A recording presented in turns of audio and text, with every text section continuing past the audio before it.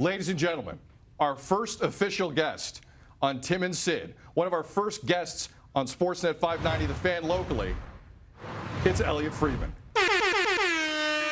Elliotte Friedman is part of the lead here on Tim and Sid. Friedge, take a seat at our chair, and let's talk about what the Toronto Maple Leafs did, among others. We're going to get to the Edmonton Oilers. We're going to get to the Calgary Flames. But the Leafs started the rumor boat with some news off of a couple Twitter accounts that they were in serious talks with the Pittsburgh Penguins, and I'm hearing that we're going to talk to Jim Rutherford in a flash right here on the show. But Elliotte, how surprised were you that the Leafs and Penguins were able to consummate today with Kessel going to the Pens? Well, first of all, full credit to Kipper, who was the guy who was on this from the beginning. Secondly, I mean, we'd heard at the draft, there was some pretty serious conversations going on, and there were a lot of rumors going around about the names that were going to be exchanged. You know, we kind of heard that it died down. Pittsburgh made a pitch yesterday for Brandon Saad, who got traded from Chicago to Columbus. He's a local Pittsburgh guy, and they tried to go get him.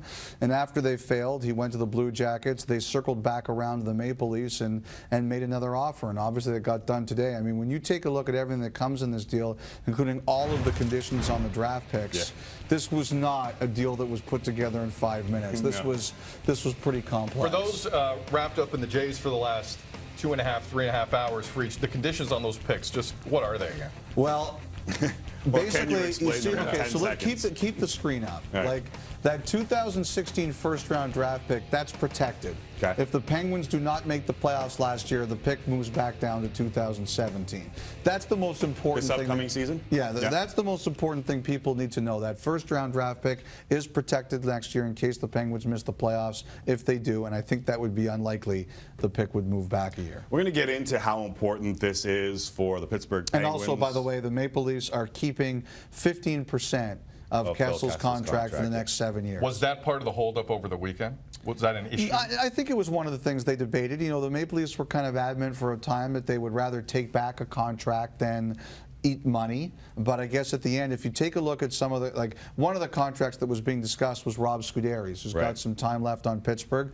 Toronto doesn't take that contract back, ergo Toronto eats money. It's funny because from what I heard of the deal that was being talked about or bandied about at the draft to this deal, it's pretty different. Same thing that you were hearing?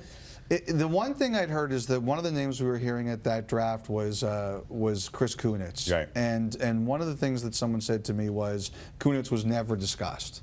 So I don't think that one at the draft was, and also another name being talked about at the draft was Derek Pouliot, and that was not in this deal. So if that was even on the table, it's obviously not what happened today. So what now with Brendan Shanahan and the 8 other assistant GMs? What's the next domino to fall? Well, you know, I think, you know, I believe they're going to keep Phaneuf, but you know, who knows? I mean, it all comes down to how serious the interest is for some of these guys.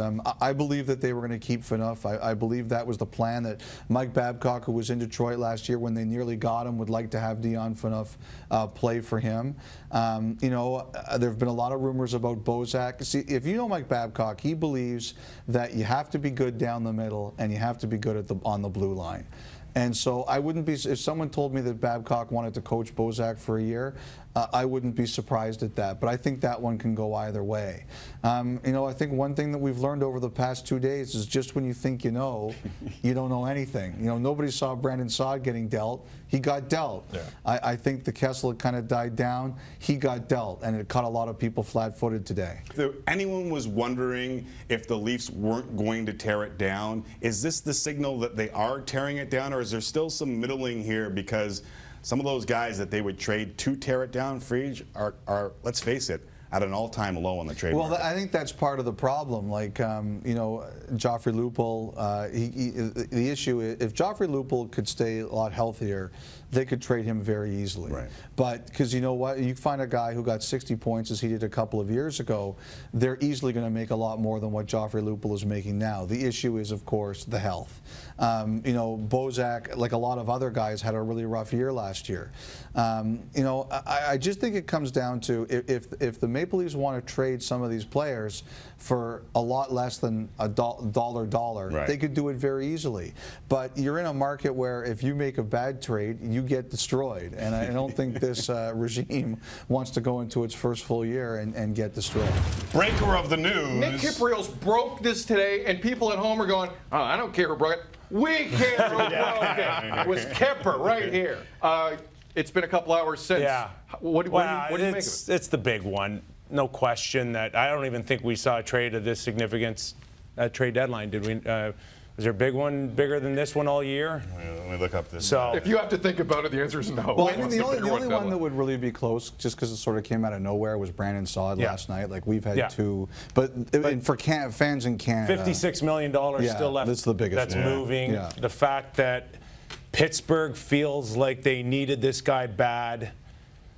Sid's always said quietly, I don't really have someone to Sid play Crosby, with. not this dude. Not this dude. Oh, you worked- I So, get that. Yeah, I you know, get they that. can say all they want in Pitt that right now it looks like they want to play him with Malkin.